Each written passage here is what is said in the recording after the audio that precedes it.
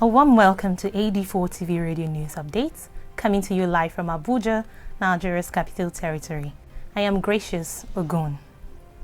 The Coordinator of Defense Media Operations in Nigeria, Major General John Eneche, on Sunday said its army operatives on strike executed by the air component of Operation Hadarindaji in Zamfara State killed scores of armed bandits and recovered 496 rounds of 7.62mm ammunition, 7 Jane guns, 3 mobile phones and other items.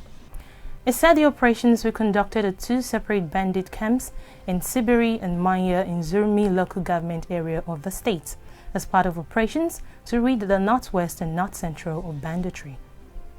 The Christian Rights Agenda, CRA, has called on the United Nations and International Criminal Court at The Hague, Netherlands, to investigate the ongoing killings in southern Kaduna, Nigeria. Interim Director of Publicity of CRA, Tom Chairman, in a statement, lamented the continuous killings and alienation of indigenous Christians at Kajuru, Chukun, and other local government areas of Kaduna State, and requested the prosecutor of the ICC, Fatou Bensouda, to set up a fact-finding panel to end the killings before it's too late. The Nigeria Center for Disease Control on Sunday confirmed 260 new cases of COVID-19, bringing the total number of infections to 12,486. The center says 3,959 recoveries have been recorded in the country since the outbreak, with 354 casualties so far.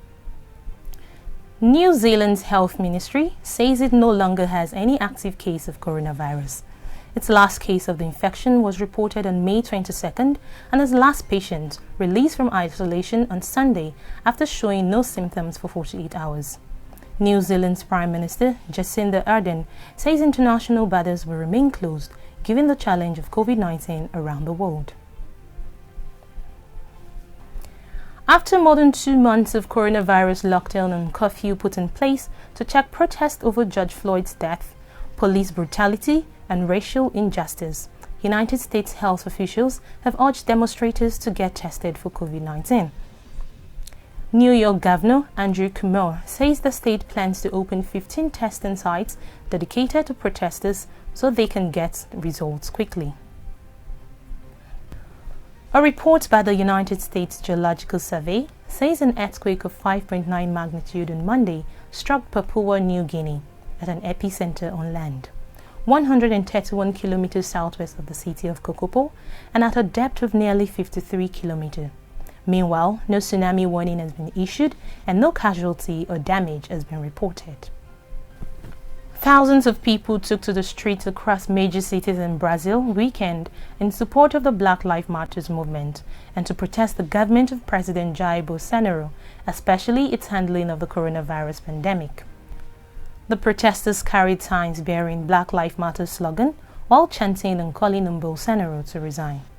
One of the protest organizers in Rio de Janeiro, Raul Santiago, said that leaving home in the middle of a pandemic was a difficult but necessary decision. Similarly, dozens of Syrians took to the streets in southwest Syria on Sunday to protest deteriorating economic condition and corruption in the country.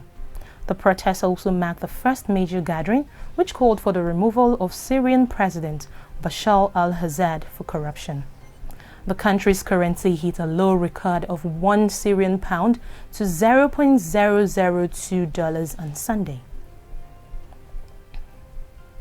Yeshua Shuaib, publisher of PR Nigeria, a press release platform, has filed a 500 million naira, equivalent of $1.2 million libel suit against Terence Kunum, a military apologist, over libelous publications allegedly made against him. Shuaib says the claim serves as exemplary damages for defamation of character through publications in several online media.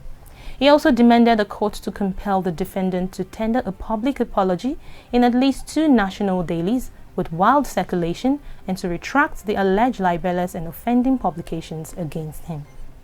We'll go on a short break now. We'll be right back. As the world faces the challenge of the coronavirus pandemic and governments around the world are racing against time, AD4 TV Radio thanks you all for doing your part to stop the spread of the disease. Be safe at home and practice hygiene. Protect yourself and others. Do not panic. Do not self-medicate. Listen to all preventive advice and stay at home, as well as maintain social distancing. Say no to fake news. Get authentic updates from the Presidential Task Force on COVID-19, the Federal Ministry of Health, the NCDC, and of course, AD4 TV Radio, your credible and reliable channel. Please stay safe to save others. You're welcome back. You're watching AD4 TV Radio News Updates. The Joint Admissions and Matriculation Board, JAMB Nigeria, has scheduled its 2020 policy meeting of all tertiary institutions for June 16. JAMB spokesperson Fabian Benjamin said the meeting, to be held virtually and streamed live on the board's website, will be chaired by the Minister of Education, Adamu Adamu, with all heads of tertiary institutions in attendance.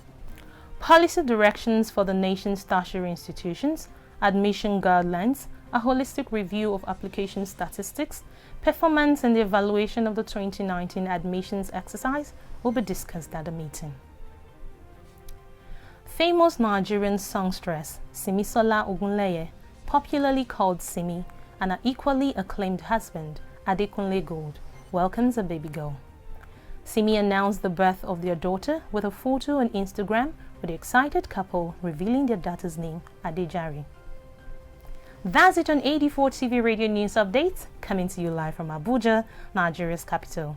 You can join the conversation on our website at www.ad4tvradio.com. Please follow us on our social media platforms at AD4 TV Radio on Facebook, Twitter, LinkedIn, and Instagram. Please subscribe to the YouTube channel at AD4 TV Radio. Many thanks for watching. I am Gracious Ogun.